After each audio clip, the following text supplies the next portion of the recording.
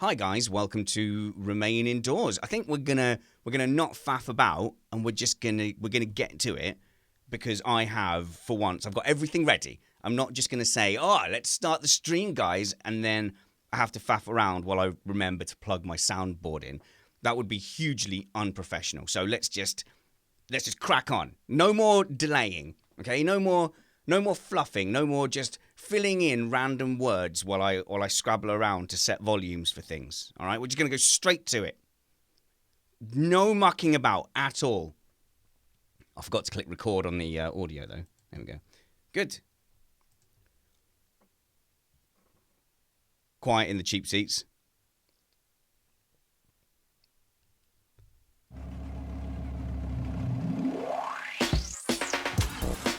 Hi everyone, and welcome to the Remain Indoors podcast, where we'll be looking at some lighter news from around the internet, having a grumble when required, and talking about the ways we're keeping ourselves entertained at home. Remain Indoors. Hi guys, I'm your host Richard Spanners Ready. Welcome to the stream. We'll be here for the next 40 minutes or so talking about life and games and music and stuff, and we'll bring you interesting and entertaining guests from our podcast and radio circles. And by we, I mean me and Matt Two Rumpets. How's it going there, Matt? It's great. Do you know what yesterday was? It was a day of the week. Hang on, no, don't. Wait. I know this one. It was Saturday or Sunday. No, you're totally wrong. Yesterday was Fix All the Things for the Wife Day. Oh, wow. Hang on, wait a minute. We need some context here. Was it voluntary fix all the things for the wife day, or were you coerced to do fix all the things for the wife day? Well, have you ever heard of the path of least resistance? Yes. Oh, right. That's there you go. So we had set up I was to install these blinds that had been delivered for our kitchen because it gets super sunny in there and the child can't work on her homework in the kitchen, which is where they prefer to do the work. And so I was already tasked with that, and I knew that was a thing. But having gotten that, it turned into, do you think could you have a look at, could we do this? And even though, as you know, I've been fussing insanely with my iRacing setup, which we can talk about later, I was just like, you know what? It's probably a really good idea for me just to fix these things now and just give up on the idea that I will actually get to what I had planned to do yesterday. Well, in the chat room, Sam says, happy wife, iRacing practice. So obviously happy wife, happy life. I definitely subscribe to that. And I guess we're still all going through a kind of nesting phase as she's settling into the house. And suddenly the house becomes a real focus of everything. Everything has to be fixed. Everything has to be working. Well, it's worse. I mean, normally she goes to work a couple of days a week and then she's home and she writes. But whatever, this current situation has taken her out of the ability to write. She's not the only one. Lots of her writer friends are in the same space. It's very difficult. They can't concentrate, whatever the creative juices are. I don't know. So she's literally just sitting, watching the child do homework, sewing masks, and just trying to keep herself busy. And whenever she's not busy, then just the thoughts tend to Are you saying that being trapped at home with an aging husband and a teenage girl during a global deadly pandemic isn't the ideal circumstances for her to write a romantic novel? Is that what you're saying? You'd think it would be, but apparently no, it's not at all. Sorry for calling you aging. As soon as I said that, I was like, oh, that was so harsh. You're not that old. I mean, you are bus pass old, but you're not old. No, I'm what, 53? Oh, when you say it out loud, geez, that's so many. It's like 40 years, 30 years on me, at least. Matt, I have gotten to 2 o'clock in the afternoon without a beer, and ordinarily I wouldn't list that as an achievement, but we haven't had beer in the house for about 2 weeks, and I love me a cold beer. And she came home from her resources trip. She went out hunting to the ancient lands of Asdar and came back with a really cool case of IPA beer. And I've been looking at it all morning. It's been there since 9 o'clock in the morning. And I'm like, that internal voice where you're going, no, don't be silly. No, but just one couldn't hurt. No, don't be stupid. It would make the stream more fun if you were to have a beer. No, Richard, don't do it. And then I said to my wife, do you know what? I'm really tempted to have a beer. And she just turned to me and she went, Why crack on? There's no reason not to, is there? And I went, no, you can't have that attitude. You need to be the grown-up in this situation because I don't know how I've managed to get here with this glass of water, but just know it was a Herculean effort. I absolutely, I'm there for you, but I will say that rationing your precious resources is decidedly a thing. And in my own defense, I've made it to at least 9 o'clock in the morning without having a single whiskey. So I think that's good. I love how it's without a single whiskey. You know, I've had a sip, a half measure, and I tell you what, someone who has no half measures and presumably is drunk all the time because they're a musician is my friend Liam Taylor. How's it going, Liam? I am out of booze. What? Wait, what? Completely run out of booze. But you're a musician. How do you function? I don't know. We're about to find out. Possibly not at all. I could sober up any second. That would be horrid. You are Liam Taylor, at LT Guitarist. And now we've spoken many times. You are my music expert on BBC Radio Cambridgeshire, and you've done a bit of podcasting with us. And indeed, I've been on your podcasts too. But I should introduce you to this live stream, because this is a brand new thing that might not pod fade. You never know. It might not pod fade. But you're a podcaster and YouTuber as well. Tell us about those things. Yeah, I'm a bit like you, Spanners. I take any excuse to put my opinions out into the world. It's something about being a white dude. I think I've just got to enforce that upon everyone else.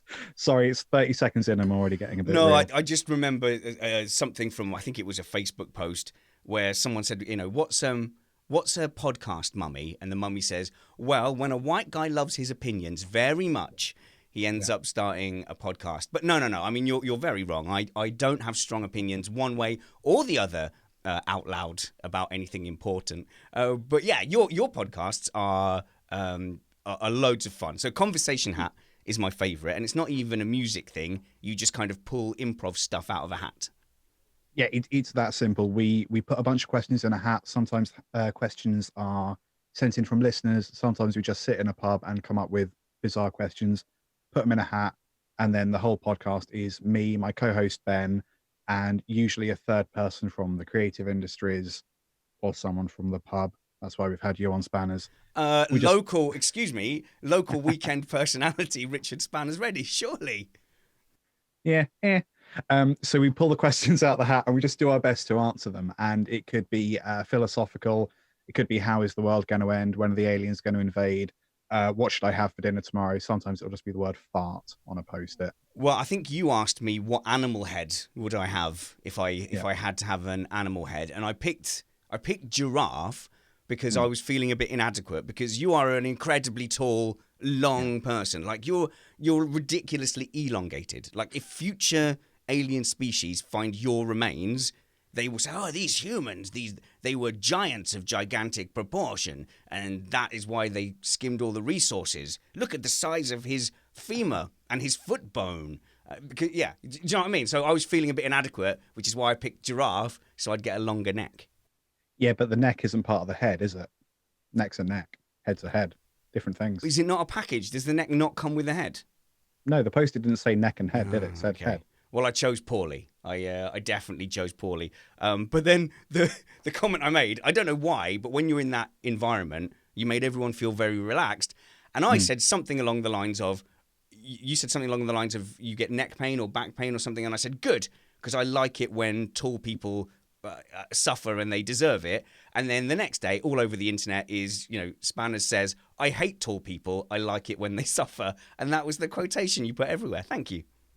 We refer to ourselves as a podcast for geeks, artists, and terrible people. So that really sort of fit in with that particular set of branding. I am a little bit too tall. We didn't measure any of the doors when we built this shed. So I am like constantly, I think I do actually, I don't have forehead wrinkles. I just have a dent from where I keep smacking my face. Good. It's not great. That was what it was. That's what you were saying. And I'm saying like, good. Yeah. I'm glad you experienced that pain. I tell you what, Liam, it takes some explaining that you live in a shed. And whenever we talk about it on radio, I'm a little bit kind of nervous to say, oh, well, you literally live in a shed, because I don't want people to think that you are like a bum or like a hobo, but it's just it's a legitimate life choice.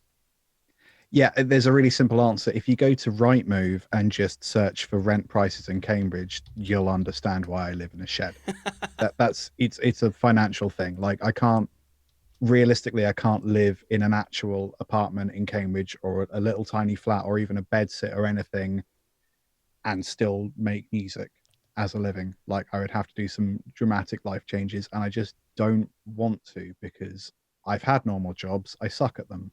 I'd rather make stuff. I'm better at making stupid stuff. So you're pretty similar to Matt, who is also a musician, and Matt, choosing to live in New York in an apartment. That is a life choice as well. I'm assuming that you could have a bigger place if you lived out in the sticks somewhere, but that you need to be there on like the hub.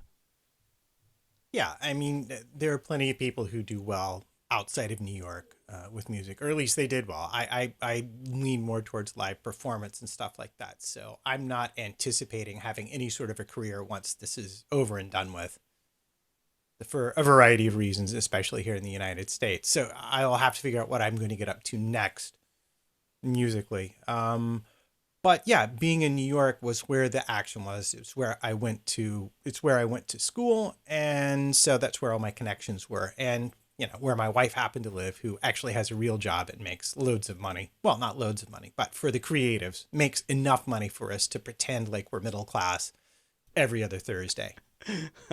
And you know how people love it when I do technical stuff on the show. I'm just getting that little bit of wash from your noise gate. So we need to either go up or down. I forget which one it is. But it's, in fact, Liam, you're an audio engineer. So, you know, you're the man who twiddles the buttons in the studio and like plays with noise gates and stuff. You must be absolutely laughing your head off at all like idiots at me, like me and lower, suddenly having to adapt to being audio engineers. A lot of my time is now taken up with people asking for help with setting up live streams or doing video conferences and stuff. I don't actually mind it. I would like more money for that, but like I'm also a sucker for helping people out for free. Should not have said that on a live stream. No. Oh well. Is it currently zero monies for helping people out? Yeah, but I like doing favors, especially like the amount of comedian friends I have and people who are actually like proper performers. Like they're sort of owing me a favor is quite beneficial. In fact, that's a good place to just fire into then, Liam. You do music out loud and on purpose, and a lot of your friends do it out loud and on purpose. How are they adapting to life? I know we talked in a previous chat about the online collaboration still being pretty much the same, but for the guys who go out and about and do music, this is killer. You know, there's no entertainment, and here's the thing: is everybody is putting on an online gig. So, you know, you no longer have to go to the pub to see the person. There's a lot of overlap because now your online gig can be seen in New York and Matt's online gig can be seen in Cambridge. I think there's, comedy and music are kind of struggling. I think comedians are handling it a little bit better. They seem to be a little more creative with what they're doing. Musicians, especially the musicians I know, they're quite DIY. So we're seeing a lot of people just jumping on Facebook Live or on Periscope or whatever and just playing an acoustic guitar. And that's plenty fine because you can, I've always said, like we've brought this up a few times on your BBC spot, if you're playing a good piece of music, if you've written a solid piece of music, the actual quality you're listening to it doesn't matter so much. So I would be screwed in that regard because mine's all about silly noises rather than actual good songs. Should not have said that on a live podcast. No, you're the worst salesman for Liam Taylor ever. Really bad. But I tell you what, Matt, I'll make your point, but we'll play some of Liam's music under the background because actually this introduction music is a Liam Taylor original, which is just silly noises all put together, isn't it? It's good. It's made out of cars because I made it for you. Nice. Made to order. In fact, that's a good advert. If you want custom made custom made intros, Liam will do it for. You'll do it for exposure though, won't you? You'll work for exposure, won't you? No, I need money. I need to function. I need to buy socks that fit and forehead blankets for all the injuries. I do need money or blankets and socks. Trumpets. Do you ever get offered trumpet gigs for it? Well, we can't pay a lot of money, Mr. Trumpets, but you'll get a lot of exposure. Lots of people will hear you. Yeah, I've decidedly had those offers before, and generally speaking, I turn them down wholeheartedly because it Politely. just doesn't help anybody. You and me have started collaborating on a musical endeavor as Matt wonders what has fallen over in the background behind his green screen. So that'll be fun later. I hope it's like a soup bowl or something, or a pot noodle you'd forgotten about. But like we were able to easily now with modern tech exchange music. So I sent you my daughter's lyric track, I sent you my wife's piano track, and then you were able to pretty quickly send back some trumpet. And by the way, was that trumpet recorded there in your office? Indeed, it was. Your neighbors must love you. It's a funny thing. The only, and maybe now is the perfect time to tell this story. Living in New York, when I moved here in '87, sorry, the wife is vacuuming in the background now. Oh, and every time you talk, it opens the noise gate and lets in a little bit of the vacuuming sound. That's okay. That'll be a feature. Welcome to Vacuuming Hour with little bits of vacuum from the Trumpets household. It's all right. We'll live with it. I dare not interrupt her. What is that sound? That is horrible. That's what that is. Every time you speak, it opens the noise gate and lets in a bit of the vacuum. But tell you what, we'll take the pressure off you for a second, and we'll speak to Liam. So you live in a shed in Cambridge. You help people out as an audio engineer, but you've become like a jack of all trades because, as we've said in the past, not all musicians can be international icons. Sometimes you have to earn money and eat food. And actually plugging away as an honest tradesman in the music industry is difficult because everyone sees musicians as all wannabe superstars and not the same as you would see a plumber. You would never say to a plumber, "Could you come and look at my pipes? Look, there's no money in it, but I will I will take photos of your plumbing work and I will post it on my social media, and who knows what that could lead to." Yeah, you could be plumbing for the Queen. Who knows? I mean, I'd have a crack at that, plumbing for the Queen, just to say I could do it. Why did I say that on a live podcast? That was weird. Yeah, you're right. I have sort of adopted the jack of all trades thing, and I think it comes from I've always wanted to be like as independent as I could be in terms of not only the music that I write, but also how I release it and then how I market it and how I do all of the extra stuff. So I have had to learn to do all of the extra stuff. And as a result of that, I'm pretty good with a video camera. I'm pretty good at the whole studio engineering thing, as well as being a reasonable songwriter and producer. And then now a live streamer and YouTuber as well. So I've sort of just gained all of these little skills that kind of help each other out. And I mean, the downside is that I don't have a single speciality. I'm sort of like got little bits and bobs all over the place. But I think the upside of that is they're more like the trades that you would pay someone to do, and it kind of looks a little more like something you would actually expect to pay for. Like if you see someone with a huge camera on their shoulder, you're like, that dude's earning money. Yeah, got exactly. it. If you see someone with an acoustic guitar in the corner, that dude's not making money. How are trumpet players seen in that spectrum, Matt? I don't know. I think we're generally. It's still there. Yeah, I can still hear it through my headphones acoustically. Is that still the vacuuming in the background, or is that gone now? I don't know. If it changed halfway through the show, then yes, it's the vacuum in the background. If it's been that way the whole time, then no, it's probably my computer fan. Oh, I think that makes more sense. So just turn your nose gate up a bit, and we'll see if that works. Yeah. So. Liam, why are musicians always late for everything? What is it about the personality of the musician that makes them just on time, just enough? Is it the nature of the gigging lifestyle in your 20s where you spend your whole professional life half drunk at night? I think it's just the kind of the aesthetic of being a rock and roller or whatever. Like you want to be a freelance, but I reckon a lot of freelancers are like that, especially when you're like exclusively a freelancer. If you don't have a day job of any kind, you just get used to sort of rolling up whenever you want to roll up.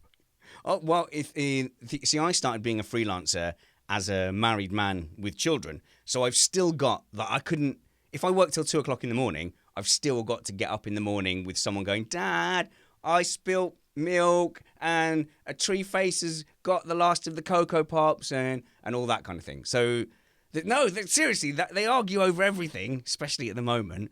But yeah, you've still got those same pressures. And then you've still got, the wife at home. When you're a parent, everything is focused in those like 2 hours between bedtime and Trumpets. You're having an absolute nightmare. What is going on, my man? She's still vacuuming. Oh, okay. All right. We'll leave it at that. I'm like, how long does it take to vacuum the bedroom? So this is something interesting, Matt, is that, Missed Apex, our F1 show, has entered our family schedule as something that, that's like a do not disturb moment. Random Remain Indoors podcast, which generates no income or any real prospects, not so much. As I will damn well vacuum through that. Yeah, well, I think she just forgot. I mean, I did say, I'm going to get ready for a show an hour ago, but I think it just went. Psst. That's all right. I'm used to it now. I actually like it. I quite like it. Let's live with it, Matt. let's live with it. Okay, cool. So, something we talked about a while ago but never brought up was Eurovision being cancelled. Hang on, Liam. Are you shake your? Is it thumbs down to it being cancelled? Thumbs down to it being cancelled. Yeah. Eurovision was my birthday party every year.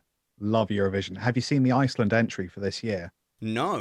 It's amazing. It's something else. Is it visually? It's worth a Google. Is it visually amazing or musically? It's visually amazing? compelling and musically incredible. It's very. If you imagine Napoleon Dynamite being a genre of music, okay, not exactly what you're thinking. Slightly better than that. That's where it is. Okay, I actually don't have to imagine that at all, Liam, because thankfully, due to the younger generation's inability to do anything worthwhile, TikTok is now a real thing, which is basically all the kids doing Napoleon Dynamite dances, all of this, like, stuff like that. That's basically TikTok. And then they put it up and they go, look at me, I'm a TikTok. I think, as far as I know, every video, that is what they say. They say, look at me, I'm a TikTok, and they do the Napoleon Dynamite dances. And then that has become socially acceptable instead of in our day, 20 years ago, you would go, nerd, you're a nerd, stop that. But they all think it's dead cool, and they don't mock each other at all. But horrifyingly, I found out that you, in fact, are a TikTok content creator unashamedly. Yep, massively. If, by the way, if all you're seeing is people dancing, you may want to mess with your algorithm a little bit. So, like, it's only showing you things that you watch. So if you're getting lots of people dancing, it's because you keep watching them, Spanners. I've looked at it for like a minute. So, and that's all they do. I mean, they're only a minute long. Yeah, but there's nothing else. There you go. Why would I keep looking at it if it's just people? If it's just flick people past the thing you don't want. Keep going through. You flick. Or subscribe to LT Guitarist on TikTok. LT Guitar, and at Convo Hat Podcast. What would I see if it's just you in a crop top doing all that, doing all the hand moves? Like, I'm in. Okay, that's fine. Yeah. Oh, is that all it is? That's the most dancing I've ever done in my life. So I'm looking truly. I'm looking at the Iceland entry for Eurovision 2020, and it is just super nerdy guys dancing around. What's so spectacular about it? It's really good. Oh, it's actually good. It's legitimately good. Oh, right. I thought you meant like a spectacle. Okay, so I can't play the music because we'll get a takedown notice. But we're huge fans of Eurovision in our house. And see, I thought you were going to say, boo, I'm a hipster and it's artistically compromising or something. But we genuinely enjoy it, and we have a Eurovision party every year because it's something different and creative, and it's almost without commercial pressure. It's almost the opposite of cheesy. It's people going, this is what I genuinely enjoy and want to make. Yeah, it's really pure. Like, if you compare it to something like The Voice or any of the competitions we have, which are, as you say, like really super commercial, it is the opposite of that. And I understand why it's kind of seen as cheesy, because it is a little bit manufactured, but not as much as The Voice, is it? What was the one that came before The Voice? A friend of mine's daughter actually auditioned for that one time. And what you see on TV is not what you get in real life. In real life, what you have is a bunch of assistant producers basically inquiring as to exactly how much drama you think you can manufacture throughout the length of the show. So if you show up and you're just a cold pro, they're like, whatever. But if you show up, you're like, oh, I'm so nervous. I don't know if I can do this. Then they're all over you.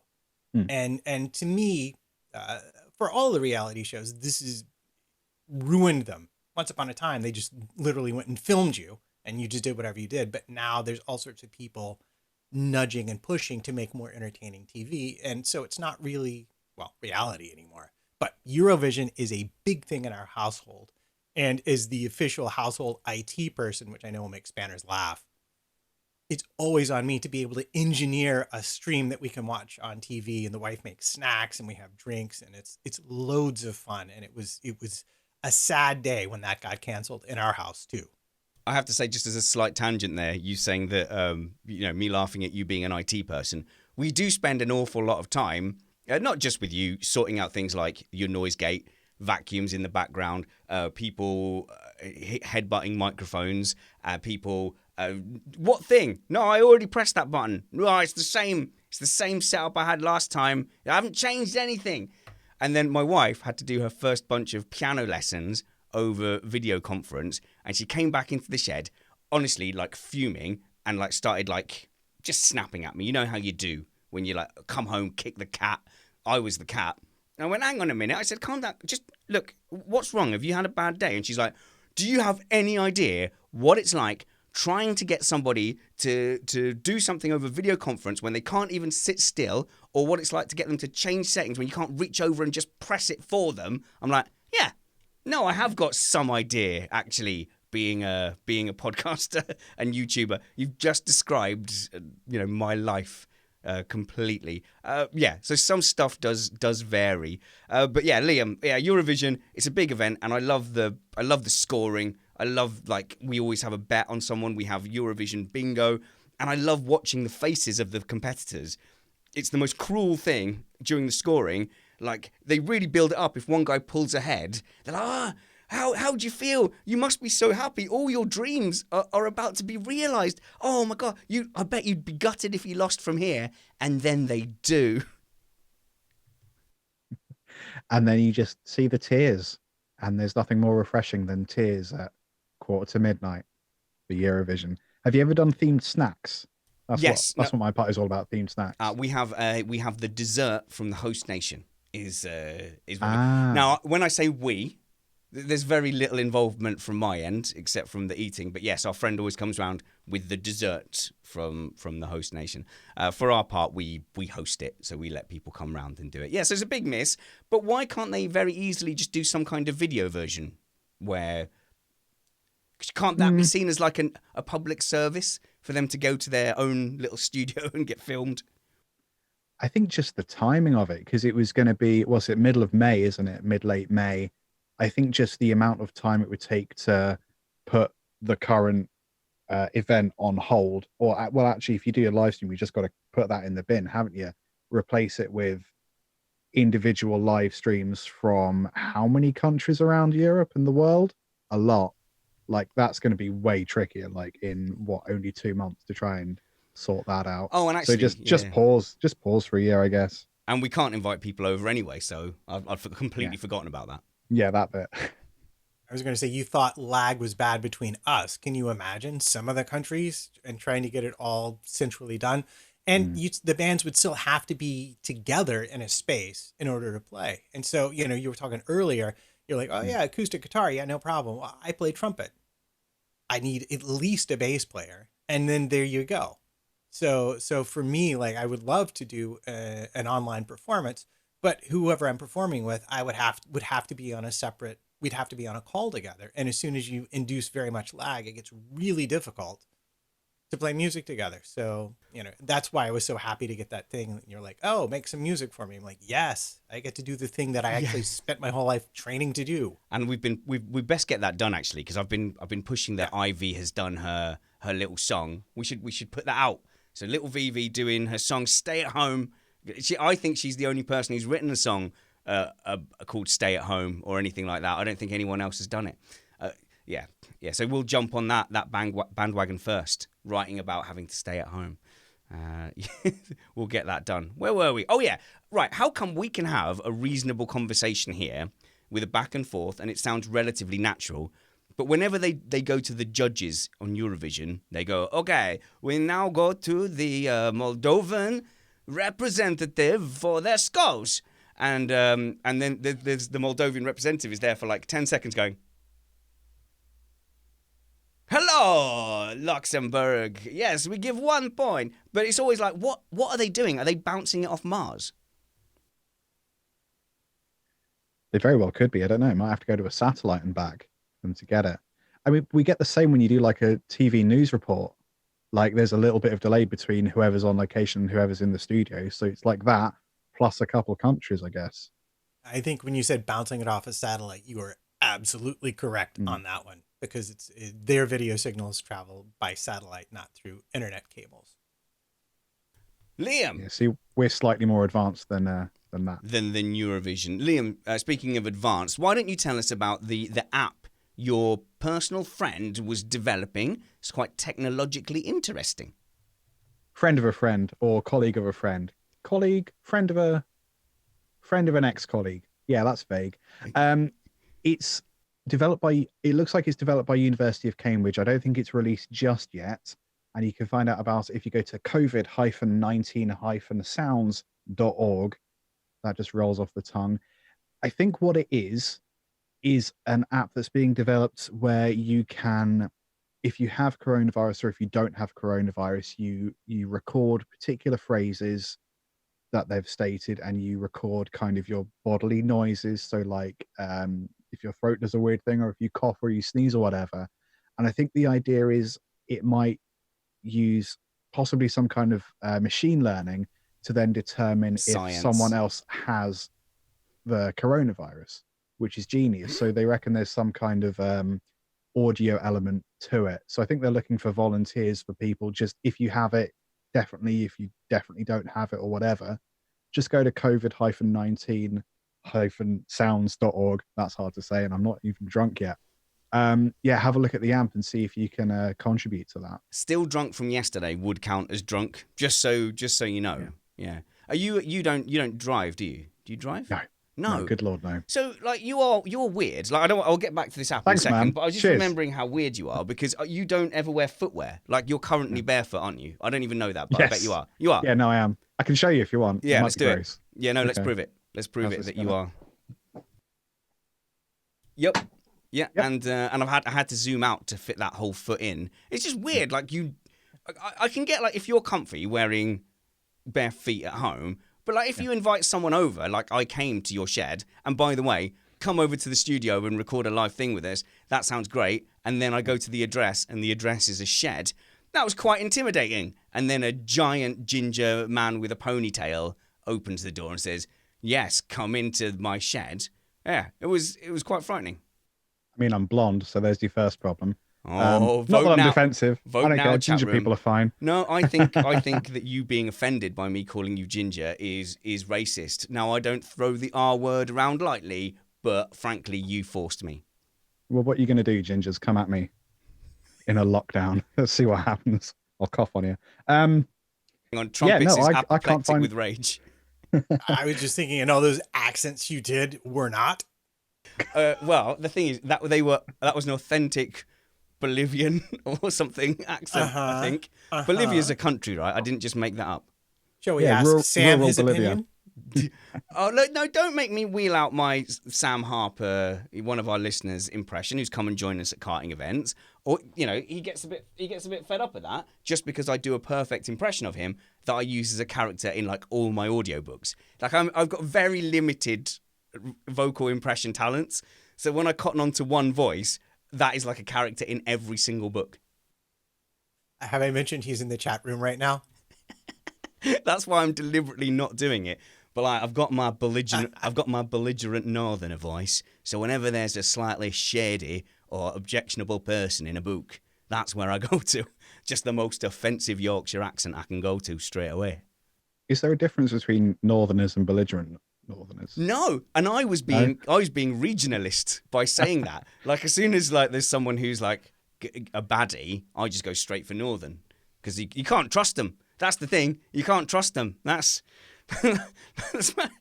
we just That's had Tony interesting. on yesterday.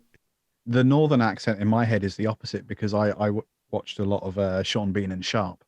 Great show, and he's like the ultimate superhero. So Well, there is that, right? But I will point out, bit of a shagger in that. Wouldn't lock up your daughters. And then the next thing that he was famous for was being 006 in GoldenEye, wasn't it? Where he and then turned dying out a to lot. be the baddie. The most heroic thing you can do is die on TV. Yeah, but he wasn't. He was like, for England, James. He was like, no, for me. I still remember that line. That was GoldenEye. That was GoldenEye, wasn't it? Could Yeah, be. maybe. We'll see. We'll see there. But hang on. Clappers is saying that's more Bolton than Yorkshire. It doesn't matter. They're all the same, Clappers. North, innit? Yeah, they're all North. They're all exactly the same. They all sound alike.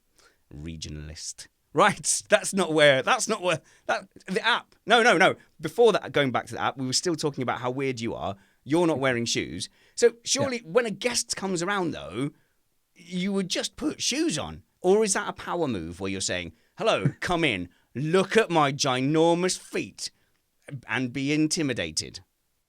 Okay, my feet are big, right? We've established that.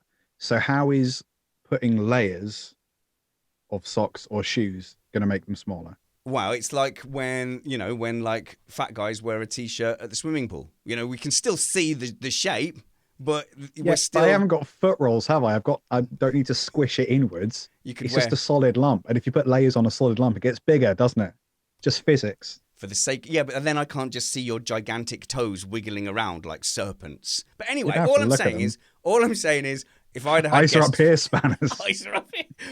If I had guests round, I would wear socks, that's all. So you are a strange, giant, shoeless man that lives and works in a shed, which I love. I mean, we need people like you in the world. The app at something.org/ cough into this. It sounds like one of those things like dogs can smell cancer on the surface of it. But if there's really like a clever app that can tell from coughing whether you've got some disease or other, I mean, that could be a game changer if it's effective. I just can't see how in my head.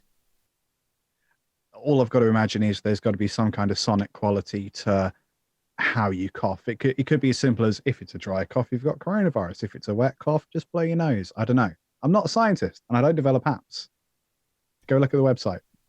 There's hay fever sufferers have sort of been under suspicion, haven't they? So there was one day I went into the studio and I was just getting that very distinctive hay fever back of the throat, and you can feel it at the bottom of your eyes, and you know full well that's hay fever. But you're sitting there going with quite like a dry, and people are looking at you like side-eyed, like he's got it. Stay away from him. Why are you here? I'm like, no, honestly, I'm just a weaky allergy person. I just need some Piriton. I mean, I get hay fever in autumn because of the leaf mold. So I get it when it starts getting cold, and then I get it the very earliest end of winter when the very first seeds come out. So like I get hay fever, non-seasonal hay fever. Stupid. I hate it. Someone's asking for an Australian accent. I can't do Australian accents anymore because our video guy over a Missed Apex podcast is an angry Australian. So every time I go to Australia, it's like, why have you done that? Look at the eye line. Oh, you're lazy. Everything. So, Matt, anytime I hear Australian now, I think of failure, mucking up my own video and just being scared. Yeah, I generally think the following thing: no brain, no pain when I think of Australian accents. But that comes from my cycling days. Are you calling all Australians thick sounding? That's amazing. Well, no, we just for the sprinters. The sprinter I knew was Australian, and a friend of mine was riding. He's like, "Yeah, sprinters, no brain, no pain," because that's the people who crash the most at the fastest speeds. Speaking of no brain, this news item has been sitting in our... We haven't played the bumper yet. See if Liam's impressed with this. I did this all by myself, Liam. Go on. Big dirty news. And by all by myself, I mean my wife did it. Yeah, it sounds like some other kind of buff, something really gross. Some other kind of buffer. At least you can see the perfect northern accent I did for it. A big I don't know. dirty Can I news. say Pornhub on your live stream? Because that's what it sounds like. What is that? What's that, Liam? I don't. Pretty sure it's an education site. Pretty sure you Educational can- site. It's like a hub Yeah. for buying and selling goods. Yeah, Right. and like anatomy lessons. Right. Okay. No, not a clue. Even though we Why'd had I a say that on a live stream? That was Even though weird. we had a podcast called Dad Hub, I apparently don't know what that is. Matt, Helmut Marko, Red Bull boss, decided he wanted to have a Corona camp for all the Red Bull drivers. Astonishing. Well, yes, but in a very mild defense, before one knew exactly what this was, well, all right, so let's face it. Let's talk about who Helmut Marko is. He's a racer from the 60s. He lost an eye in, I believe, 71 at Sherrod, the race around the volcano, got kicked up.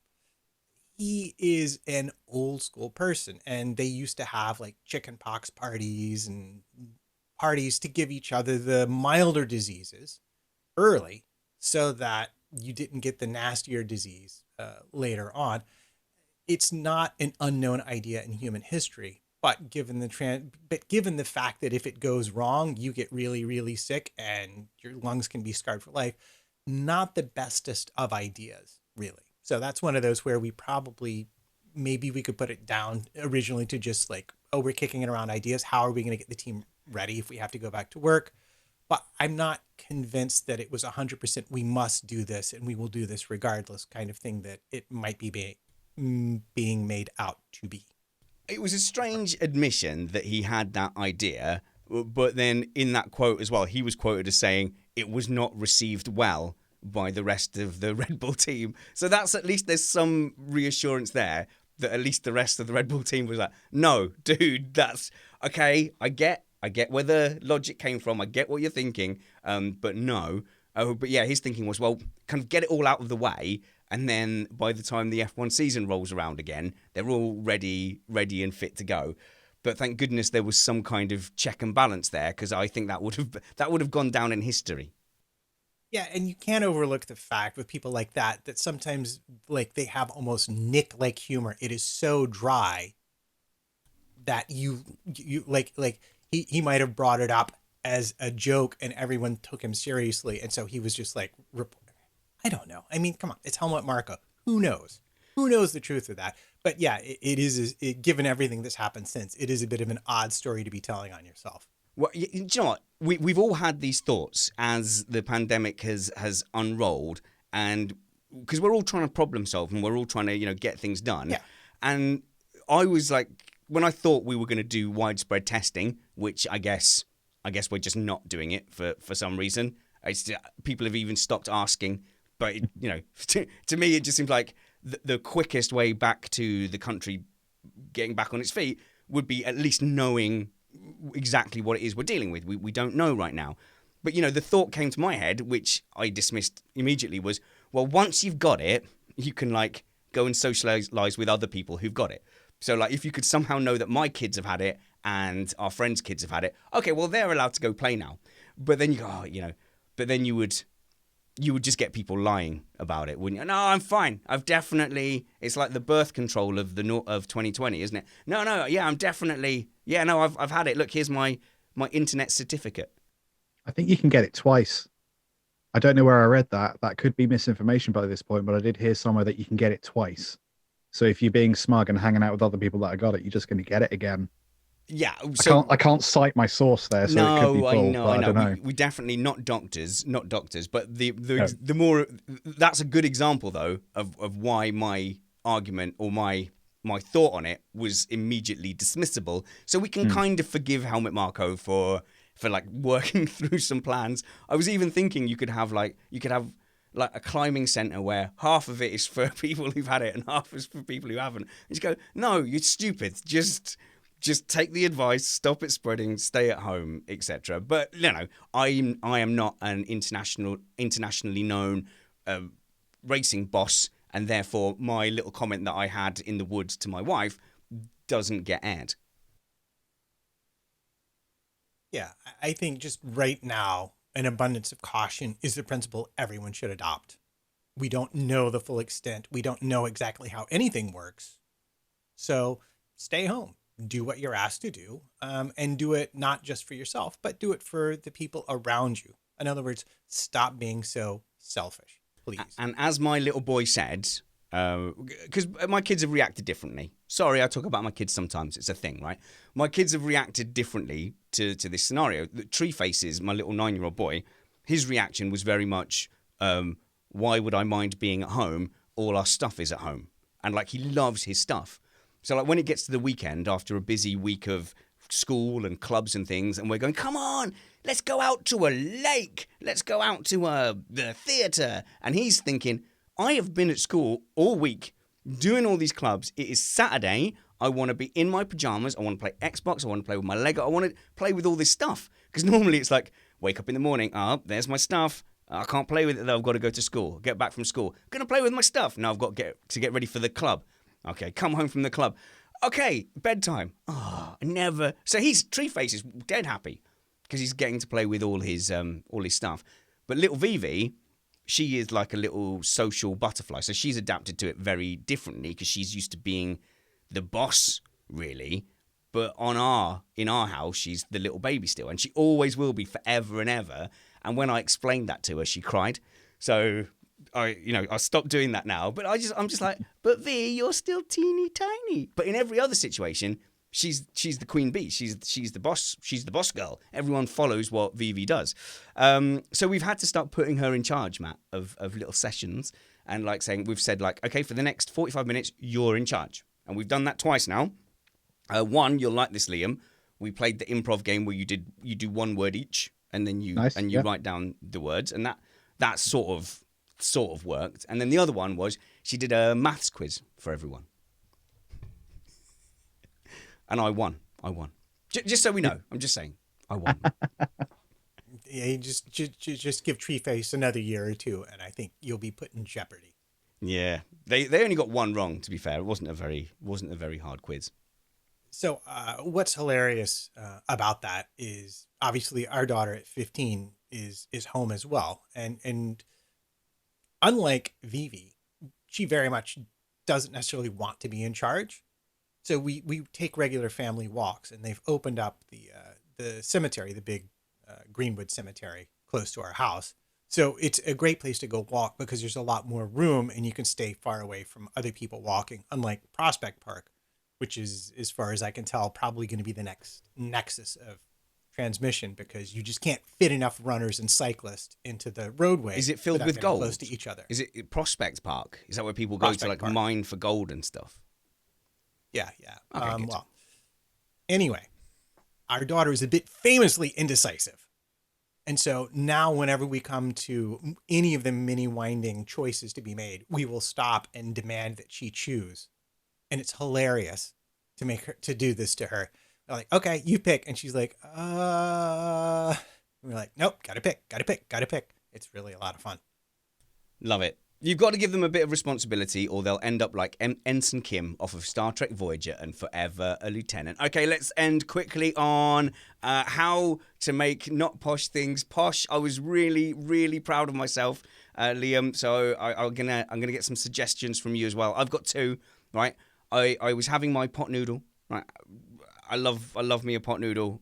I if I've hoarded anything, it's pot noodles. I normally have them on my own in shame. So I sit and eat them by myself. So just hide away, eat them. But I had to have my lunch at the same time as the rest of the family. So I didn't want to sit there with the pot. So I put it in a bowl. Put my pot noodle in a bowl. I was like, this is proper posh. Look at this. This is like a middle class pot noodle. This is amazing. So I very easily made a not posh thing posh. And the other one, I guess, is if you want to get drunk on dark spirits, like a really cheap blended whiskey from the supermarket, own brand if possible, put it in a decanter, suddenly posh and not a drunk. You're a man of sophistication then. Yeah, because it's in the bottle. It can breathe, so whatever it is breathes, which is surely you put apple juice in there. As long as it breathes, it's not cider. It's posh cider. You could go one better with your pot noodle if you get some spring onions, cut them on top, dried crispy onions, be super posh.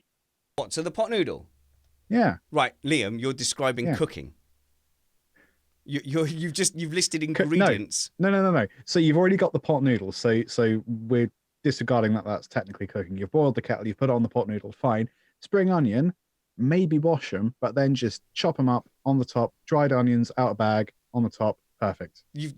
So you would not argue that those two things are ingredients, and I have added them to a meal. Therefore, Yeah, but you're not cooking, are you? oh, I don't know. It feels like cooking to me. Matt, have you got any ways to make not posh things posh? No, I was thinking that was actually garnishing what he was describing. Ooh, don't give him an out. Oh, I hate Liam being right. It's going to happen sooner or later, though, isn't it? Yeah, no, I have absolutely not given this any thought whatsoever. So no, I don't have any suggestions. Okay, good. In that case, let's just end the show. Thank you so much to Liam Taylor for joining me in the shed. It's a beautiful way to pass the time. I hope you guys who are listening agree. We're not going to edit out things like Matt's vacuuming in the background. I think this is very much live to tape. This is very much the kind of conversations we would naturally have if we weren't hitting record anyway. And I always love speaking to my internet and radio-y friends, even when we've not got so much radio or real-life work to do. Really enjoyed speaking to Tony Thunderbeast Barnard last week, yesterday. Last week. I'm not used to a daily show yet. He's at Thunderbeast99. Liam Taylor today is at LT Guitarist everywhere. Right, guitarist has got a U in it if you struggle, like I do. But at LT Guitarist on Twitter. If you search for that on your podcast app, you will find Liam's guitar podcast, which is called Liam Shoelessly Plays Guitar in a Shed. Yeah, that's the one. That's one, yeah. Alternate title, LT Guitarist Podcast. You Again, can call branding. it that as well. And LT Guitarist on TikTok, where he wears a crop top and does very simple nerd moves. And that's a thing for some reason. Well, oh no, hang on. Alex Van Gene, he showed us the video. He made a TikTok where he took his clothes off and then walked up to his wife who was on a video conference or something. Like, that's a new trend that everyone's doing. Yeah, that's a trend. Everyone's doing that. Okay, have you done that? Have you nakedly... No, I don't like being nude. I find it upsetting. Ever. Can't believe I said that on a live stream. No, we're learning a lot. It's good. And what is it about your own body that disgusts you? Just cold breezes where I don't want cold breezes. Matt? So are you seriously a never nude? No, I got a shower, haven't I? I love that never nude is a well-known thing. Yeah, it's from Arrested Development, I think, made it famous, isn't it? That's interesting. Yeah. Well, I have to admit, with kids in the house, I don't like strut around naked. I'm just not. It doesn't occur to me as a thing to do, I guess. But apparently everybody is just, they get naked, then they walk up to their partner who's on a video call, and their partner, who presumably has seen them naked many times, is very surprised by this, and everyone's doing it now. Yeah, it's a trend. Wouldn't work for me because I've got multi-camera setups, so you never know which camera's actually on when I'm broadcasting, so that would be bad. I'd appreciate it if you didn't do it, but I don't know. I know how my wife would react. She would just scream at me. Just, what are you doing? We've got children in the, and then curtains are open. Like, yeah. I don't know. It seems stupid to me, Matt. We know exactly how your wife would react to that. She'd go, put it away. What are you doing? What are you doing? At LT Guitarist everywhere. Go and follow Liam. Liam is good people, and if I need a radio guest, he is like top 6 or 7 in my Rolodex for people to get in touch with. And I don't have to tell you where to follow me and Matt, because I've got an end closing thing at the end of the podcast, which does it for me. So I've just got to play Liam's bumper and say thank you for joining us. Follow the show at Remain Indoors on Twitter. Tune in Tuesdays, Thursdays, and Mondays. That was the wrong way round. Doesn't make any sense. Look, just follow the advice and remain indoors. I'm getting okay at doing that, like timing the words to say and then do it. Let's do it again. Like, I love it. We used it for the F1 occasionally. quickly tell me about what it takes to make something like this. You've got to get the sounds of a car. You've got to write a beat, and then you've got to make sure those two things are in time. Okay, you make it sound quite simple there. I did like your one of your messages said something along the lines of, "What has my life come to? I'm sat clipping out random car revving noises, when obviously you are dreaming of being Ed Sheeran, and instead you were doing that." But I think it's valuable. It's an art form. It's a gift. Everywhere you look around the internet, you hear all these magical noises that are often like soundscapes more than music. It's not a song, it's music, but it's like a soundscape. And you always like ambient music, background music. But that takes a very special kind of talent, I think. I think I struggle with the kind of the ambient background stuff because I think I like to get a little bit too weird. So I sort of struggle to make music that sits nicely in the background of stuff because there's always something in there that just makes you go, ooh, what's going on there? And just like that, you're not listening to the host. Right. So I've got permission to play this. Like this would be a classic like bed here. Okay. See, that is unobtrusive. It's in the background. It's just jazz bar time. You don't even like the host can if I've got to pause for a second, I can turn it up like that. I can do that. See, but it's there. It's not yelling for attention. It's not saying look at me. It's saying I'm here for you if you need me. Yeah. Whereas this, I'm Liam Taylor. Listen to me. I want all the attention. Yeah, that's it. I love it. Anyway, I love it. Anyway, sorry. I'll stop the podcast now. Give us an iTunes review. Okay, that is officially, that's the end of the audio podcast. Leave the stream on just because, it's just like, this is like the cuddle afterwards. I don't want to just kick you out and just go, out the shed, everyone. So, I'm going to ask a technical question. The drum tracks that you use, do you build them yourself or are they pre-records that you've found and use? No. So that's all me. So I use Battery by Native Instruments, which is a really nice sort of contemporary.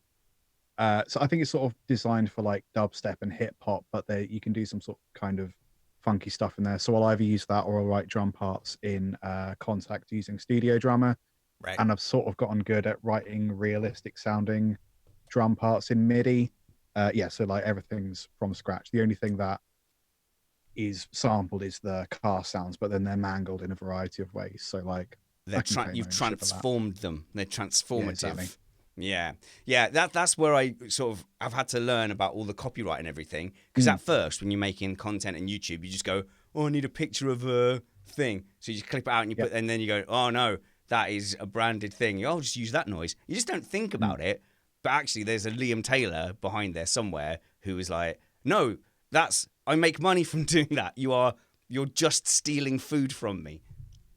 I think I've gotten quite good at, if I've put something out into the world, I will either put it out there intentionally for free, so under a Creative Commons license or Creative Commons attribution, so they can use it free, but they've got to credit me, or I'll just make sure that it's literally only on Spotify, so there isn't really a way to steal it. I think that's a skill in itself. You're a grafter. You're a scammer. Yeah. Thank you very much, guys. We're gonna kill the stream proper. Do remain indoors. I was trying to say it in like a gravity, like gravitas, like when you're like the newsreader, you're like, what was the Crime Watch one? Stay safe, everyone. That's what they said, wasn't it? So, look after each other or something like that. I need something like that where like I can set myself up as like It was always, it's 10 p.m. Do you know where your children are? Oh my God! No, why? That's horrendous. No, don't do that. I won't do that. Hang on. No, I'll put the thing. Okay, so it'll be like a news. It'll be like, thanks for listening to the show, guys. Wherever you are, look after each other. No, someone's already done that. I'll just stick with it. Remain indoors. Even that's a rip. I'm just going to end it. Bye.